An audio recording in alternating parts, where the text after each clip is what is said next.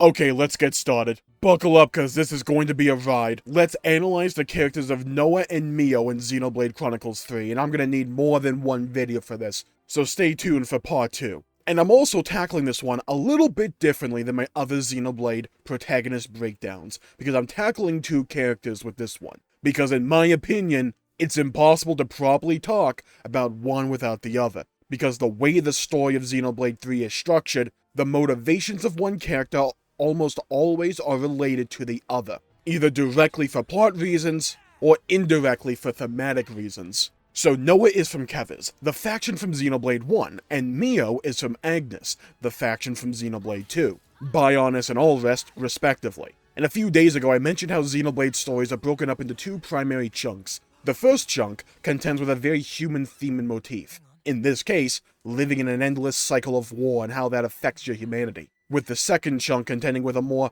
esoteric metaphysical concept, like giving up your own present to keep walking into the future and not being stuck in your ways. In Xenoblade 3's first chunk, NOAH contends with the idea that he is one of the few people still perturbed by this whole cycle and the way the world works. He hasn't bought into it and questions why the world has to be this way, seeing no reason as to deny his Agnian counterparts in Offseeing, or to even hate them to begin with. MIO, on the other hand, is short on time, only having a couple of months until a clock is up and she dies whether she likes it or not. It's an inevitability for her, an inescapable reality, and all she wants to do is to do as much as she possibly can for the cause of Ouroboros before she dies. Easy parallels can be drawn here between her trying to find purpose and make her life meaningful, in her own eyes, to people suffering similar ailments. Both characters inherently come from a sympathetic foothold. One doesn't like the cycle of war and violence and wants to find a way to end it, while the other just wants to find meaning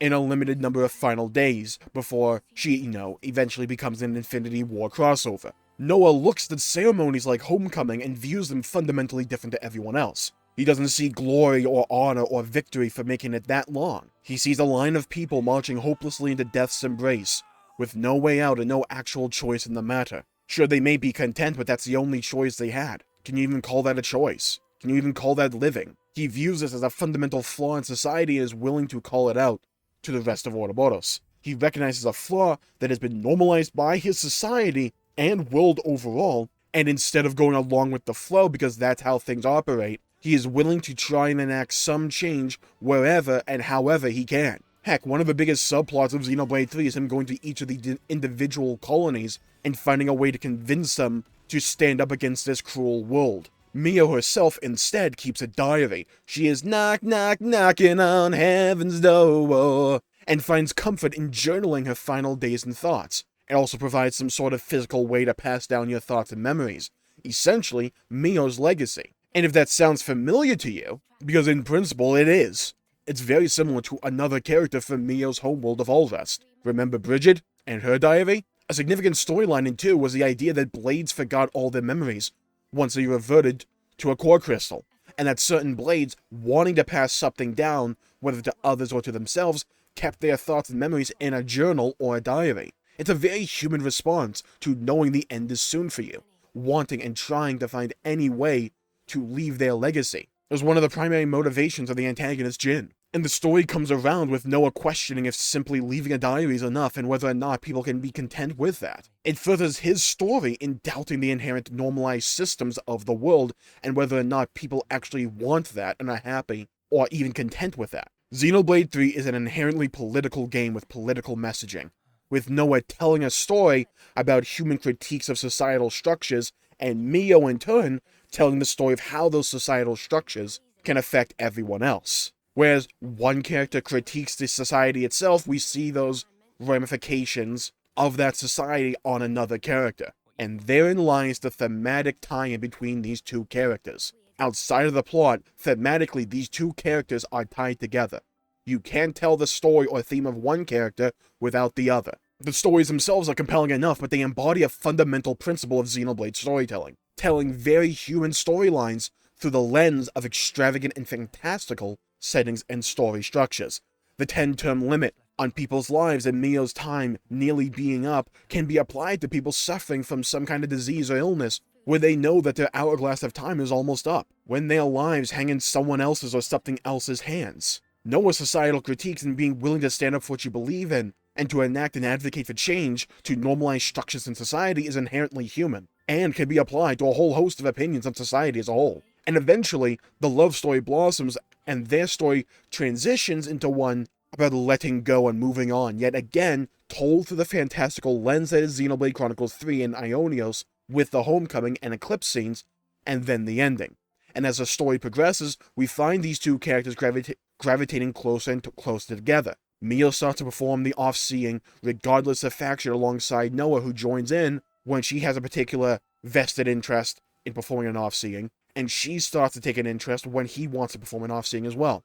All the while, they both have to adjust and learn how to regain the humanity that they're both trying to fight for. One of the pivotal scenes for these two characters comes in the form of the flute exchange. From chapter 4, I believe, the scene takes place at daybreak, but due to the color of the lighting resembling evening, I think two main interpretations are possible here. One that I call the dawn interpretation, where this is a sign that something good is just on the horizon, and that they have made it out of the night and a day is fast approaching, but with each new day comes an eventual new night. They're due for a victory, but defeat is still on the horizon. The other is the dusk interpretation, where their newfound resolve is about to be tested by the toughest, blackest night that is fast approaching. Both have some measure of credibility to them. They gain a significant victory at Kevin's castle, and eventually meet up with the city, and then chapter 5 happens, and all the happy fun times that entails. But also, chapter 5 happens, and that is their toughest challenge. Heck, a lot of the time in the cutscenes, in the jail cell, they take place at night, only being illuminated by the moon glow, piercing through those iron bars. But either way, what the flute exchange manages to do is ramp up the dynamic between these two. They get far closer, having exchanged flutes, but also the wall that did still kind of separate them up to this point starts to crumble away more and more. They begin to understand each other more and recontextualize what each saw in their interlinked forms. Noah realized that the emotional roller coaster Mio is going through right now can't be solved or rectified with a simple word of encouragement. There will be good days and bad, and that knowing your time is running up will never be an easy thing to digest or to keep digested. It's an emotional roller coaster that Mio has to deal with every single day. And Mio learns that while Noah may have the societal or social skills of a Soulsborne player, essentially telling her to get good lol, the night before, his heart is in the right place and he's just trying to understand. It just takes him a bit, you know? They both are cognizant that they do care for each other, but that Noah will live on when Mio dies. They both know this.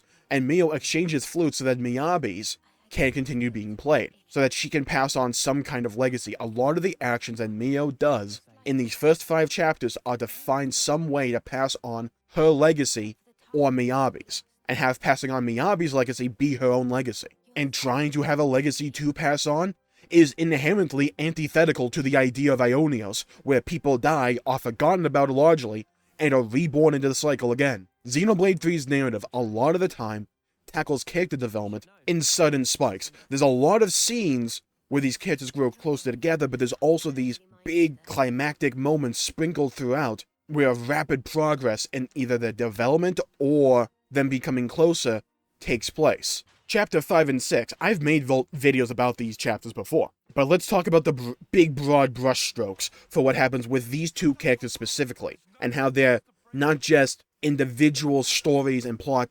evolves, but also how the thematic ties binding these two characters together evolve and shift into something else. Mio's coming end was fast approaching, but she found a way out by swapping places with M. However, Noah doesn't know about that till later on, so let's focus in on Noah's perspective at this moment. It is clear to me that over the course of Xenoblade 3, Noah was falling in love with Mio, and it is at this moment where a large chunk of their story shifts from them trying to regain the humanity from a world hell-bent on tearing it away from them and trapping them in an endless cycle of hatred and war, to now, where the story shifts towards them trying to preserve the humanity they just learned about and acquired from the same world. It goes from a story about breaking out of your cage and learning what it means to be human, to preserving that humanity at all cost. And repeatedly tries to break Noah down as an individual, berates him, defeats him, almost watches his friends sacrifice themselves to stop them, only for N to brush it aside